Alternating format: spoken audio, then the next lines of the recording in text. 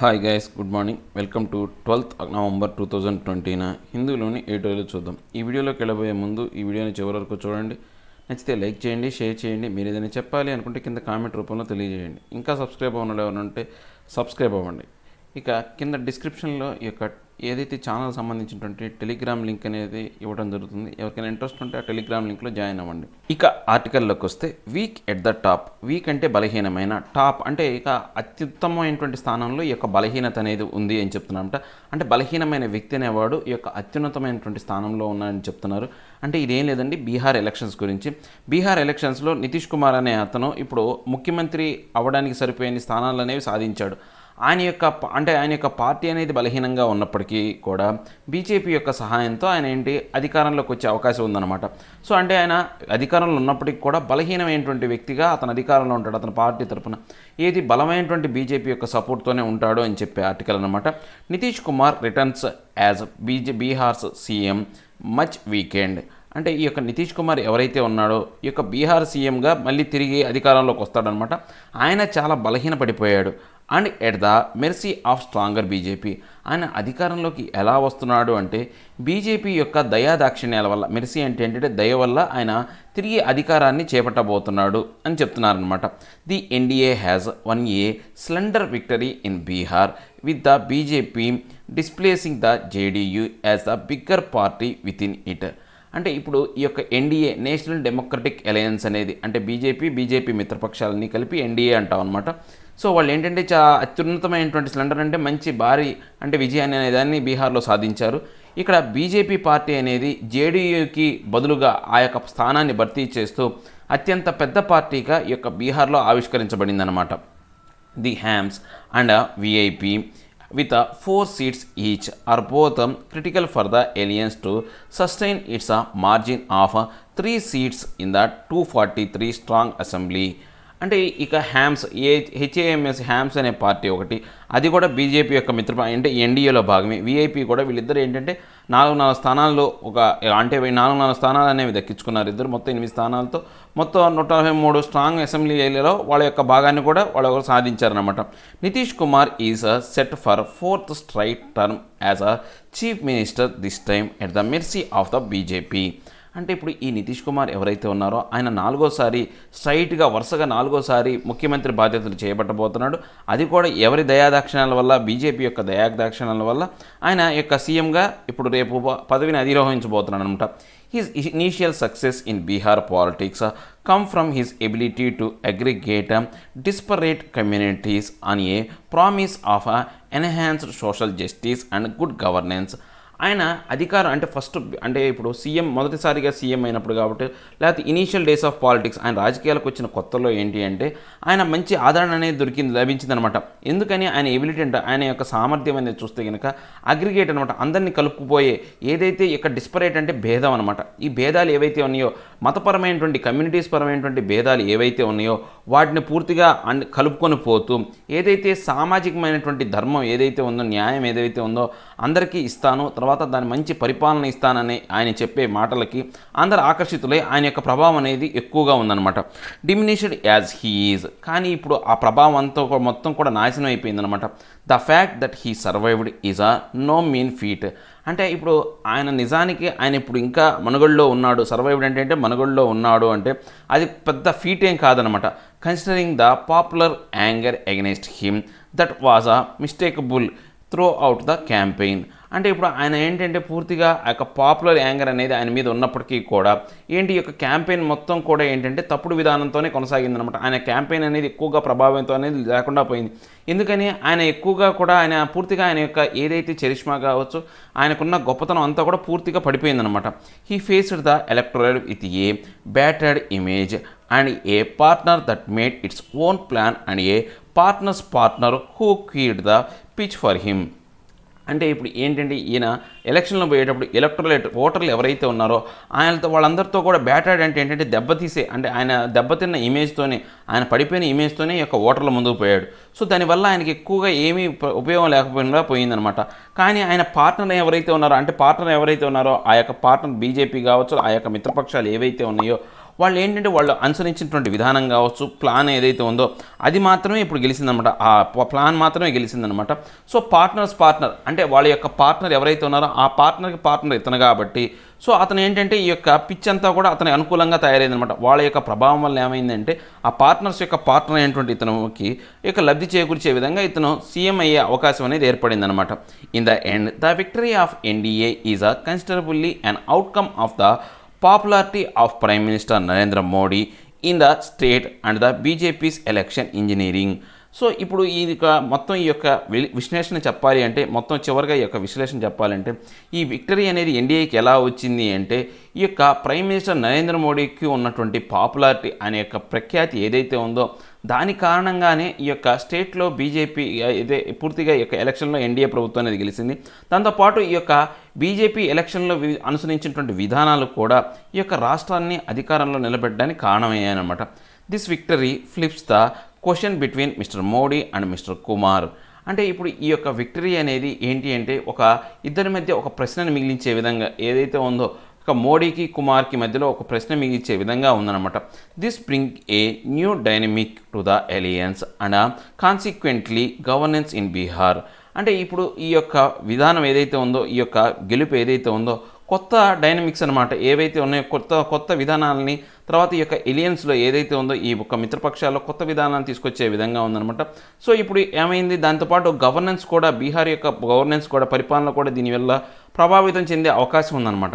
As the BJP waits for the opportune time to occupy the top post it will not to keep mister Kumar on a tight leash. అంటే ఇప్పుడు ఏంటి అంటే ఇప్పుడు BJP అనేది ఇంకా వేచి చూడాల్సిన అవసరం లేదు. యాక్చువల్గా ఏంటంటే ఆ టాప్ పోస్ట్ ఏదైతే ఉందో అంటే సీఎం పదవిని అధిరోహించడానికి ఇంకా ఏంటంటే ఆ weights for the opportunity time ఇప్పటి వరకు కూడా ఆపర్చునిటీ టైం కోసం వెయిట్ చేస్తుందన్నమాట. సో ఒకవేళ ఆ యొక్క సమయం కావాలి అంటే కనుక ఏదైతే ఆ కుమార్ అనే అతన్ని జాగ్రత్తగా అంటే టైట్ లిస్ట్లో ఆయన పక్కన పెట్టగలిగితే కనుక ఇప్పుడు ఆ స్థానం అనేది దక్కించుకునే అవకాశం వచ్చింది. ఎందుకని బీజేపీకి ఎక్కువ స్థానాలనే వచ్చినాయి. There in lies the paradox of this victory for the Kumar. అంటే ఇప్పుడు ఈ యొక్క అంశాన్ని మనం చూస్తే కనుక ఈ యొక్క మిస్టర్ కుమార్ ఎవరైతే ఉన్నారో నితీష్ కుమార్కి పూర్తిగా ఇది ఏంటంటే పారాడాక్స్ అనమాట. పారాడాక్స్ అంటే వేరువేరు అభిప్రాయం అంటే మనం అనుకున్నది ఒకటి దానికి విరుద్ధంగా జరిగింది అనుకోండి దాన్ని పారాడాక్స్ అంటే పారాడాక్స్ అని చెప్పాలంటే వేరువేరు అభిప్రాయాలు భిన్నత్వం కలిగినటువంటి అంశం అని చెప్పొచ్చు అనమాట. సో ఇప్పుడు ఏంటి కుమార్కి ఏంటంటే అది విరుద్ధంగా ఉందన్నమాట. ఆయన అనుకున్న దానికి ఆయన ఏమనుకున్నాడు ఆయనకి ఎక్కువ స్థానాలు వస్తాయి అనుకున్నాడు, కానీ ఆయనకన్నా బీజేపీకి ఎక్కువ స్థానాలు వచ్చినాయి, ఆయనకు తక్కువ స్థానాలు వచ్చినాయి అనమాట. He was a trial blazer in Bihar 20 years ago when he dictated terms to the BJP but has now been reduced to the status of a subordinate LA. అంటే ఇప్పుడు ఒకప్పుడు ఈయన పరిస్థితి ఎలా ఉందంటే ట్రయల్ బ్లేజర్ అనమాట. అంటే ఎవరికైనా కానీ ఆయన యొక్క బాగా చరిష్మా బాగున్నప్పుడు ఏంటంటే ఎవరినైనా కానీ డిక్టేట్ చేయగలిగే ఎవరినైనా కంట్రోల్ చేయగలిగే పరిస్థితి అనేది ఒక 25 సంవత్సరాల క్రితం అనేది ఈయనకి నితీష్ కుమార్కి అనేది ఉందన్నమాట. సో అప్పుడు ఏంటి ఆయన బీజేపీకి కూడా టర్మ్స్ అండ్ కండిషన్స్ అనేవి ఇచ్చే వాళ్ళని డిక్టేట్ చేసేవాడు అనమాట, ఒక నియంతలా వాళ్ళని పాలించేవాడు. కానీ ఇప్పుడు ఆయన పరిస్థితి ఎలా తయారైందంటే వాళ్ళ యొక్క సబార్డినేట్ లాగా వాళ్ళ కింద పనిచేసే ఒక మిత్రపక్షం లాగా తయారైపోయిందనమాట. He may not easily reconcile to the new situation and is likely to formulate a strategy to deal with the BJP. కానీ ఇంకా రాబోయే కాలంలో తిరిగి ఆయన ఏంటంటే ఆ యొక్క ఇంతకుముందు స్థానం ఏదైతే ఉందో ఆ సిచ్యువేషన్ ఏదైతే ఉందో పొందలేడు అనమాట. కానీ ఇప్పుడు ఆయన ఏం చేయాలి అంటే కొత్త విధానాల స్ట్రాటజీ అనేది వ్యూహాలు అనేవి తయారు చేసుకోవాలి. బీజేపీతో ఆయన ఎలా వ్యవహరించాలనే దాని మీద మాత్రం ఆయన యొక్క వ్యూహాలు అనేవి రచించుకోవాలన్నమాట.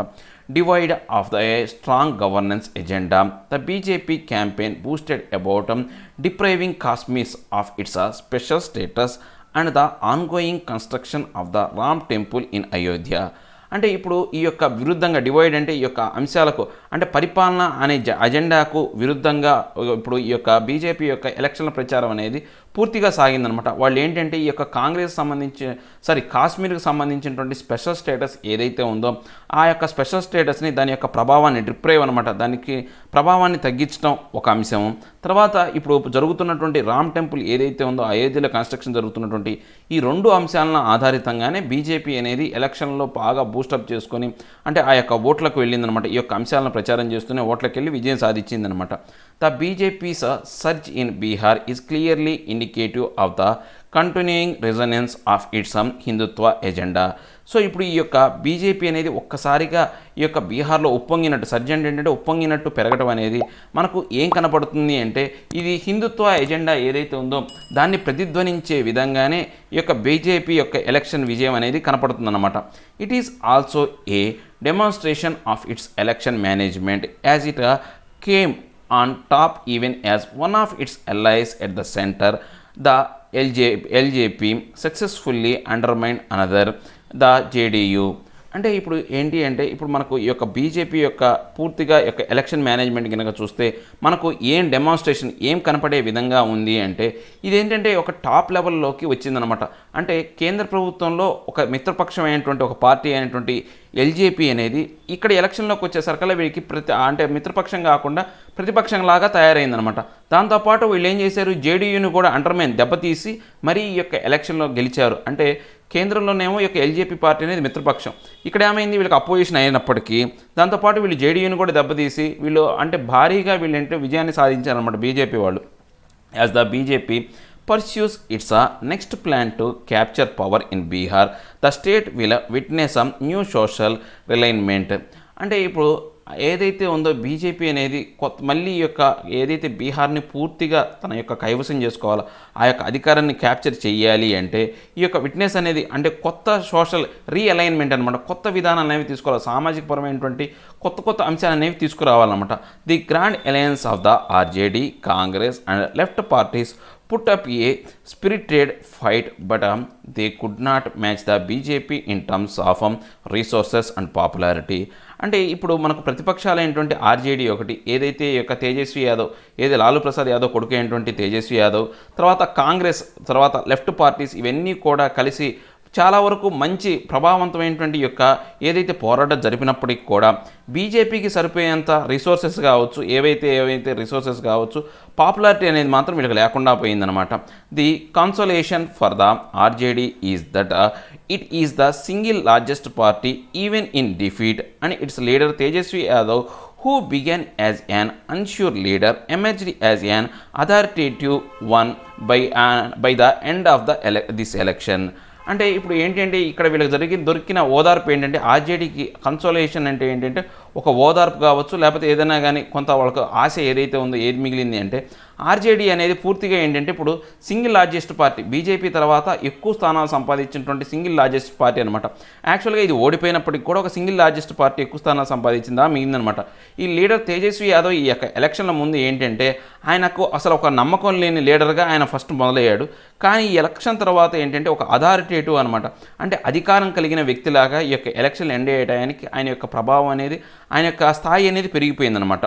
But that is no guarantee of a path to power in Bihar. కానీ ఈ యొక్క అంశం అనేది రాబోయే కాలంలో బీహార్ అంటే ఇప్పుడు ఈ యొక్క అంశం అనేది ఈ యొక్క బీహార్లో వాళ్ళకి అధికారం చేపట్టే అవకాశం అనేది లేకుండా పోయిందనమాట. ఒక అధికారాన్ని ఇచ్చే విధంగా ఏం లేదనమాట. Mister Yadavs popularity still does not appear wide spectrum. ఇప్పుడు ఈ యొక్క యాదవ్ ఎవరైతే తేజస్వి యాదవ్ యొక్క పాపులారిటీ అనేది ఈ యొక్క వైడ్ స్పెక్ట్రంలో ఎక్కువగా ప్రభావితం అనేది కనపట్లేదు అనమాట. The outcome will also force A renegotiation of the terms of engagement among anti-BJP parties and the role of Congress. అంటే ఇప్పుడు ఈ యొక్క అవుట్కమ్, ఈ యొక్క ఫలితాలు అనేవి వీళ్ళు ఏంటంటే రీనెగోషియేషన్ అంటే తిరిగి మళ్ళీ చర్చలు జరపాలన్నమాట. ఏవైతే ఈ యొక్క యాంటీ బీజేపీ పార్టీస్ ఏవైతే ఉన్నాయో ఆ పార్టీస్ అన్నీ కూడా అంటే ఈ యొక్క కాంగ్రెస్ యొక్క రోల్ కావచ్చు, వాళ్ళ యొక్క జోక్యం కావచ్చు, లేకపోతే కాంగ్రెస్ ఈ యొక్క పార్టీస్తో కలిపి ఎలక్షన్లో పోవటం, ఈ యొక్క అంశాలకు సంబంధించి ఈ యొక్క ఎంగేజ్మెంట్ సంబంధించి వాళ్ళు మళ్ళీ తిరిగి చర్చించాల్సిన అవకాశం అనేది ఏర్పడిందనమాట. అంటే వాళ్ళతో యొక్క పొత్తు అనేది పెట్టుకోకుండా ఉండటమో లేకపోతే ఆ పొత్తుల్లో మార్పులు తీసుకురావడం అనేది ఆ యొక్క దాని గురించి ఆలోచించాల్సిన అవసరం అనేది ఏర్పడిందనమాట. Also noteworthy is the performance of CPI, MLL and other left parties that boosted the alliance and the All India Ittihadul Muslimin that spoiled its plans. అంటే ఇప్పుడు మనం ఇంకా ఏంటంటే ముఖ్యంగా గుర్తించాల్సినటువంటి కొన్ని అంశాలు ఏంటంటే గుర్తించాల్సిన అంశాలు ఏంటి అంటే ది పర్ఫార్మెన్స్ ఏదైతే ఈ యొక్క సిపిఐ, MLL పర్ఫార్మెన్స్ కావచ్చు, లేకపోతే ఈ యొక్క లెఫ్ట్ పార్టీస్ ఏవైతే ఉన్నాయో ఈ యొక్క తేజస్వి యాదవ్తో పొత్తు పెట్టుకున్నటువంటి లెఫ్ట్ పార్టీస్ కావచ్చు, ఆ యొక్క అలయన్స్ని అంటే ఆ యొక్క మిత్రపక్షాలన్నింటినీ కూడా ఏవైతే ఉన్నాయో ఆ సంకీర్ణ ప్రభుత్వాన్ని ఎలా బూస్టప్ చేసినాయి, దాంతోపాటు ఆల్ ఇండియా మస్లీజ్ ఈ ఇతిహాదుల్ ముస్లిమీన్ పార్టీ అంటే MIM పార్టీ ఏదైతే ఉందో ఆ యొక్క పార్టీ అనేది వీళ్ళ యొక్క ఏదైతే ప్లాన్స్ ఏవైతే ఉన్నాయో వీళ్ళ వ్యూహాలని ఎలా స్పాయిల్ చేసిందనే అంశం గురించి కూడా వాళ్ళు గుర్తించాలన్నమాట. బాగా వాళ్ళు దాని మీద క్షుణ్ణంగా పరిశీలించాలన్నమాట. The prime minister Modi can still win state elections is an indication that in terms of ideology, organization and leadership, a viable alternative to the BJP is still some distance away. అంటే ఇప్పుడు ఈ యొక్క ప్రైమ్ మినిస్టర్ నరేంద్ర మోడీ ఎవరైతే ఉన్నారో ఆయన యొక్క state ఎలక్షన్లో ఏంటి అంటే పూర్తిగా ఇండికేషన్ లాగా ఒక గుర్తింపులాగా సైగలాగా ఎలా ఉందంటే ఆయన యొక్క ఐడియాలజీ కావచ్చు, లేకపోతే ఆయన యొక్క ఆర్గనైజేషన్ ఆ యొక్క పూర్తిగా ఆ యొక్క వ్యవహార శైలి ఏదైతే ఉందో అది కావచ్చు, లేకపోతే ఆయన యొక్క నాయకత్వం కావచ్చు, ఇవన్నీ కూడా ఏదైతే బీజేపీకి ఒక ముఖ్యమైనటువంటి యొక్క ప్రత్యామ్నాయాలుగా తయారయ్యాయన్నమాట. సో ఇంకా బీజేపీ అనేది ఇంకా మనం చెప్పాలి అంటే ఇంకొంచెం దూరంలోనే ఉందన్నమాట. ఏదైతే పూర్తి స్థాయిలో అధికారంలోకి రావడానికి కొంత దూరంలో మాత్రమే ఉందన్నమాట. ఇక నెక్స్ట్ ఆర్టికల్ వచ్చేసి బ్యాక్ టు ద హౌస్. అంటే తిరిగి మనకు ఏదైతే వాళ్ళు ఇళ్ళకి వచ్చేసారనమాట. బ్యాక్ టు హౌస్ అంటే ఏంటంటే తిరిగి మళ్ళీ ఇళ్ళకి రావటం అనమాట. Voters in Madhya Pradesh assembly have given a fresh mandate to Scindia loyalist.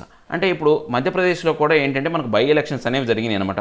ఈ బై ఎలక్షన్స్ ఎందుకు వచ్చినాయి అంటే ఈ యొక్క మధ్యప్రదేశ్ అప్పుడు అధికార పక్షంలో ఉన్నటువంటి కాంగ్రెస్కి ఆ యొక్క ఏదైతే సపోర్టివ్గా ఉన్నటువంటి సింధియా అనే అతను పూర్తిగా తన యొక్క ఎవరైతే సపోర్టర్స్ ఉన్నారో ఎమ్మెల్యేలు తీసుకొని కాంగ్రెస్ పార్టీలోకి బీజేపీ పార్టీలోకి జాయిన్ అయ్యాడు అనమాట. ఆ బీజేపీ పార్టీలోకి జాయిన్ అయిన తర్వాత పార్టీ ఫిరాయింపు చట్టం కింద ఏంటంటే తిరిగి బై ఎలక్షన్స్ అనేవి వచ్చినాయి అనమాట. సో ఇప్పుడు ఈ యొక్క మధ్యప్రదేశ్లో ఉన్నటువంటి ఓటర్స్ అనేవాళ్ళు ఈ యొక్క అసెంబ్లీ ఎలక్షన్ సంబంధించి మ్యాండేటరీ అంటే ఏంటంటే తిరిగి మళ్ళీ ఒక ఆదేశాన్ని జారీ చేశారు. మ్యాండేట్ అంటే ఆ విధి లేకపోతే ఆదేశాన్ని జారీ చేశారన్నమాట. ఎవరికి జారీ చేశారు?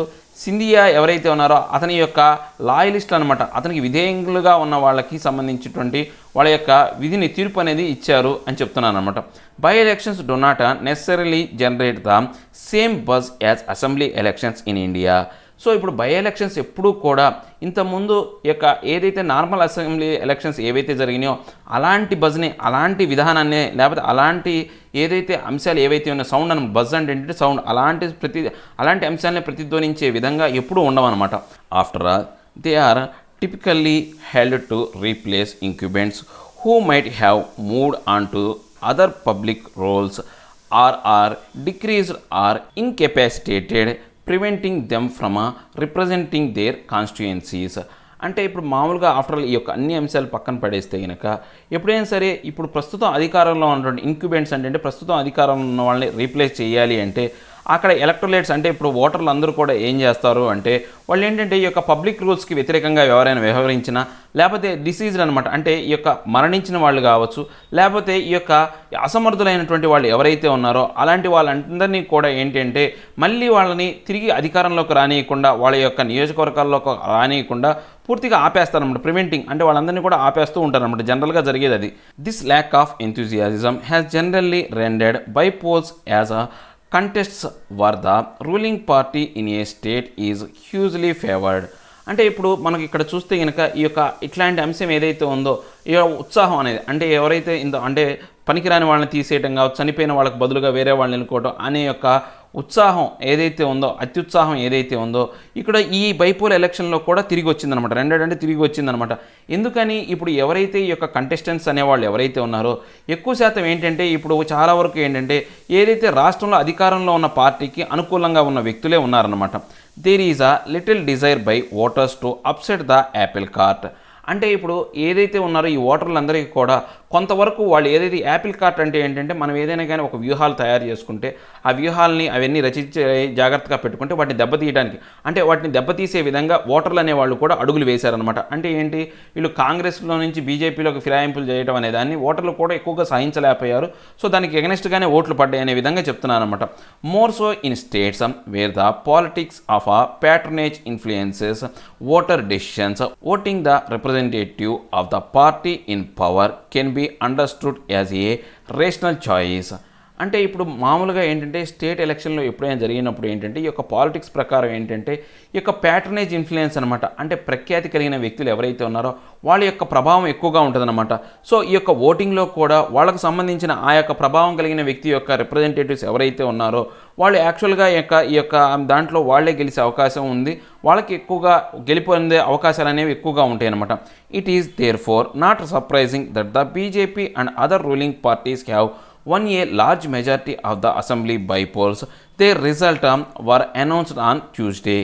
అంటే ఇప్పుడు మనకు ఇక్కడ మనం పెద్దగా సర్ప్రైజ్ కావచ్చు, లేకపోతే మనం ఆశ్చర్యపోయే అంశం ఏమీ లేదనమాట. బీజేపీ కావచ్చు, అదర్ రూలింగ్ పార్టీస్ ఏవైతే ఉన్నాయో, లార్జ్ మెజారిటీ కలిగినటువంటి పార్టీలు ఏవైతే ఉన్నాయో బైపోల్స్ ఎలక్షన్లో, అవే గెలవటం అనేది పెద్దగా ఆశ్చర్యపోయే అంశం కాదనమాట. ఈ యొక్క ఎలక్షన్ అనేవి నిన్న మంగళవారం అనేది దీనికి సంబంధించినటువంటి రిజల్ట్ అనేది అనౌన్స్ చేశారు. దాంట్లో గెలవటం అనేది పెద్ద ఆశ్చర్యపోయే అంశమేమీ కాదనమాట. The story in the Madhya Pradesh had an additional wrinkle.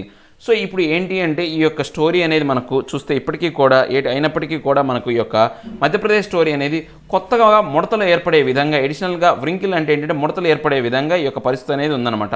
The 28 seats were keenly contested because these had elected Congress MLAs in 2018 and the vacancies arose on their defection to the BJP in an event orchestrated by senior leader Jyotiraditya Scindia.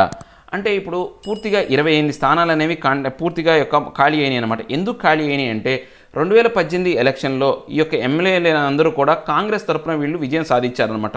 ఇప్పుడు ఆ స్థానాలన్నీ ఖాళీ అవ్వడానికి కారణం ఏంటంటే జ్యోతిరాదిత్య సింధియా అనే అతను ఆర్చెస్టేట్ అంటే కూర్పు, ఆయన యొక్క కూర్పులో భాగంగా వీళ్ళందరూ ఏం చేశారు, కాంగ్రెస్లో నుంచి బీజేపీలోకి ఆయన ఏదైతే డిఫెక్షన్ అనమాట, ఫిరాయింపులు చేశారు. డిఫెక్షన్ అంటే ఏంటి, ఫిరాయింపులు చేశారనమాట. ఆ ఫిరాయింపులు చేయడం వల్ల ఏమైంది, ఆ యొక్క స్థానాలు అనేవి ఖాళీ అయినాయి. ఆ 28 స్థానాలకు ఇప్పుడు ఎలక్షన్లు అనేవి జరిగినాయి అనమాట.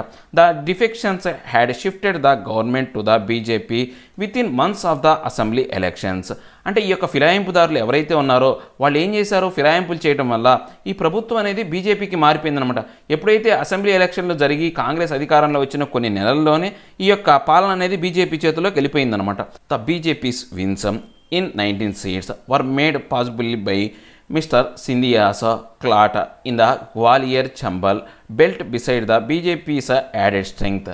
అంటే ఇప్పుడు బీజేపీ అనేది మొత్తం 19 అంటే మొత్తం 28 చోట్ల ఎలక్షన్లు జరిగితే 19 స్థానాలు అనేవి బీజేపీ అనేది కైవసం చేసుకుందనమాట. ఆ యొక్క కైవసం చేసుకోవడానికి కూడా కారణం ఎవరంటే ఈ యొక్క సింధియా ఎవరైతే ఉన్నారో ఆయన యొక్క ఖ్యాతి, క్లాట్ అంటే ఏంటంటే ఆయన యొక్క ప్రఖ్యాతి కావచ్చు, ఖ్యాతి వల్ల ఏదైతే గ్వాలియర్ చంబర్ బెల్ట్ సంబంధించినటువంటి ఆ యొక్క పరిసర ప్రాంతాల్లో బిసైడ్స్ ఆ చుట్టుపక్కల ప్రాంతాలు ఏవైతే ఉన్నాయో దాంతో ఆయన యొక్క ఖ్యాతి వల్ల, దాంతోపాటు బీజేపీ యొక్క అదనపు బలం వల్ల ఆయన విజయం సాధించాడనమాట. అంటే ఆ యొక్క 19 మంది విజయం సాధించారనమాట. The Congress can take some solace in the fact it could wrest back 9 seats lost to defection. అంటే కాంగ్రెస్ కొంతవరకు సొలేస్ అంటే కూడా ఓదార్పు అనమాట, కొంతవరకు ఓదార్పు వచ్చిందనమాట. ఎందుకని, ఈ యొక్క ఏదైతే ఉందో ఒకసారిగా వాళ్ళ దగ్గర నుంచి వ్రెస్ట్ అంటే ఏంటంటే దోపిడీ కాబడినటువంటి ఎమ్మెల్యేలు ఎవరైతే ఉన్నారో, ఈ యొక్క ఫిరాయింపులదారుల ద్వారా దోపిడీ కాబడినటువంటి ఎమ్మెల్యేలు ఎవరైతే ఉన్నారో వాళ్ళలో ఒక 9 మందిని మాత్రం వీళ్ళు అంటే ఆ యొక్క 9 స్థానాలు మాత్రం వీళ్ళు కైవసం చేసుకోగలిగారనమాట. But with this win the BJP has won an absolute majority and secured its government. So ఈ యొక్క విజయంతో బీజేపీకి ఏంటంటే ఈ యొక్క అబ్సల్యూట్ మెజారిటీ అంటే వీళ్ళు అధికారంలో రావడానికి సరిపోయేంత తగినంత మెజారిటీ అనేది వచ్చిందనమాట. సో వాళ్ళకి ఏంటంటే ఇప్పుడు సెక్యూర్డ్ ప్రభుత్వం అనేది ఏర్పడిందనమాట. A defection of a significant number of MLAs elected on 1 ticket and then overturning governments is a bad advertisement for governance in India.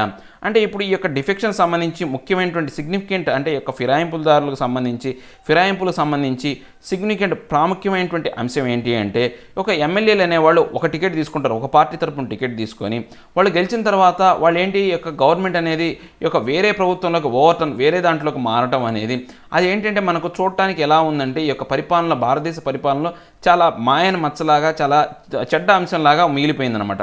These events were once common in a smaller state assemblies but have occupied in 2 large states, Karnataka and Madhya Pradesh recently. అంటే జనరల్గా ఇలాంటి అంశాలు అనేవి కూడా అంటే ఈ ఫిరాయింపులు అవన్నీ కూడా చిన్న రాష్ట్రాల్లో జరుగుతూ ఉంటాయి అన్నమాట. అసెంబ్లీ ఎలక్షన్లో చిన్న అసెంబ్లీ ఎలక్షన్లో మాత్రం రాష్ట్రాలకు సంబంధించినటువంటి అసెంబ్లీలోనే జరుగుతుంటాయి అనమాట. కానీ ఇక్కడ బాధాకరమైనటువంటి విషయం ఏంటంటే 2 పెద్ద రాష్ట్రాలైనటువంటి కర్ణాటక, మధ్యప్రదేశ్లో కూడా ఇలాంటి పరిస్థితులు అనేవి ఏర్పడినాయి. రీసెంట్గా ఇలాంటి పరిస్థితులు అనేవి ఏర్పడినాయి అనమాట. Here the defections have returned to the assembly via the bypolls, a fact that could raise the question whether the voters are concern about defections as a moral issue. అంటే ఇప్పుడు ఏంటి అంటే ఇక్కడ డిఫెక్షన్స్ జరిగినటువంటి ఈ యొక్క రాష్ట్రాల అసెంబ్లీలో ఏవైతే ఉన్నాయో ఆ అసెంబ్లీ స్థానాల్లో మళ్ళీ తిరిగి బై ఎలక్షన్స్ అనేవి జరిగినాయి అనమాట.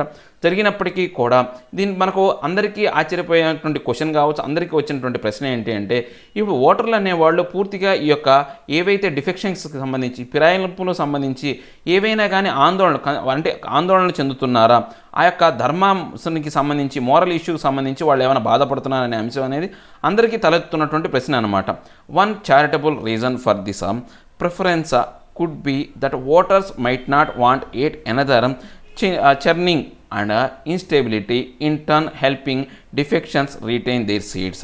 అంటే ఇప్పుడు మనకు ఈ యొక్క మనం ఏంటంటే చారిటబుల్గా అంటే ఏంటంటే ధర్మబద్ధంగా కావచ్చు, లేకపోతే న్యాయబద్ధంగా రీజన్ కారణంగా చెప్పాలి అంటే ఈ యొక్క ఓటర్స్ అనేవాళ్ళు రాబోయే కాలంలో చర్నింగ్ అంటే ఏంటంటే అంటే పెరుగుని చిలికే కవ్వం అనమాట. ఇలాంటి సిచ్యువేషన్ కావచ్చు, లేకపోతే ఈ యొక్క అస్థిరత్వం పెరుగుని చిలికేటప్పుడు కవ్వం చిలుగుతుంటే ఎలా ఉంటుంది, ఆ యొక్క లోపలంతా కూడా అతలాకుతలమైనట్టు బాగా ఏంటి అంటే పూర్తిగా అంటే రకరకాలుగా అంటే ఇన్స్టెబిలిటీ అనేది స్థిరత్వం అనేది ఉండదన్నమాట. ఇలాంటి పరిస్థితులు అనేవి రాకుండా చూసుకోవాలా అంటే ఈ యొక్క డిఫెన్షన్స్ అనేవి జరగకుండా ఇలాంటి రిటైన్ తిరిగి రాకుండా చూడాలనే పరిస్థితులు అనేవి ఈ యొక్క ఓటర్లకు కూడా అనిపిస్తుంది అనమాట. The other reason could be that legislators in states such as MP and Karnataka have been chosen to represent parties less due to ideological or principled positions and more for abilities to run electoral campaigns and make use of social questions in their respective seats. అంటే ఇప్పుడు మనం కనుక చూస్తే ఈ యొక్క legislators ఎవరైతే ఉన్నారో ఈ యొక్క మధ్యప్రదేశ్లో కావచ్చు, కర్ణాటకలో కావచ్చు, వాళ్ళు ఏవైతే ఈ యొక్క పార్టీకి సంబంధించినటువంటి రిప్రజెంటేటివ్స్ కావచ్చు ఎవరైతే ఉన్నారో వాళ్ళ యొక్క ఐడియాలజీ ప్రకారం, ప్రిన్సిపల్ పొజిషన్ ప్రకారం, వాళ్ళ యొక్క ఎబిలిటీస్ ప్రకారం ఆ యొక్క ఎలక్టోరేట్ క్యాంపెయిన్ అనేదాన్ని ఈ యొక్క సోషల్ క్వశ్చన్స్ అనేవి అంటే తిరిగి ఆ రిప్రజెంటేటివ్స్కి సంబంధించినటువంటి సీట్లకు సంబంధించి అలాంటి సమస్యలు అనేవి తలెత్తకుండా చేసే బాధ్యత అనేది ఇప్పుడు పార్టీల మీద ఉందన్నమాట. So it could be understand that voters have found little differentiation in representation from ruling and opposition parties even in the aftermath of defections.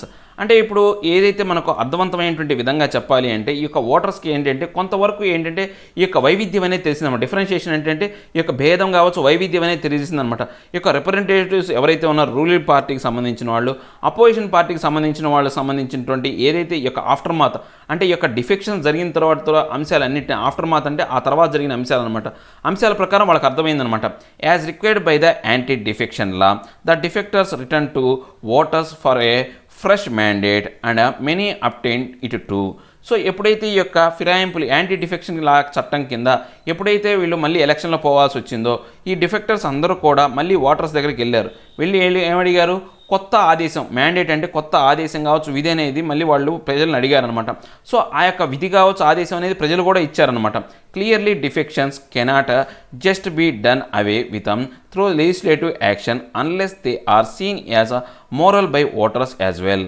అంటే ఇప్పుడు మనకు ఈ యొక్క అంశాన్ని ఎలక్షన్ ప్రకారం జరిగినటువంటి అంశం ప్రకారం ఈ యొక్క డిఫెక్షన్స్ అనేవి ఫిరాయింపులు అనేవి మనం ఖచ్చితంగా చెప్పాలి అంటే ఏదైతే ఈ యొక్క లెజిస్లేటివ్ యాక్షన్ ప్రకారం అంటే ఏదైతే ఉన్నాయో చట్టసభల్లో ఏవైతే యాక్షన్స్ ఏవైతే ఉన్నాయో దానికి అనుగుణంగా తీసుకున్నటువంటి అంశాల కింద మనం ఎప్పుడు చూడకూడదు అనమాట.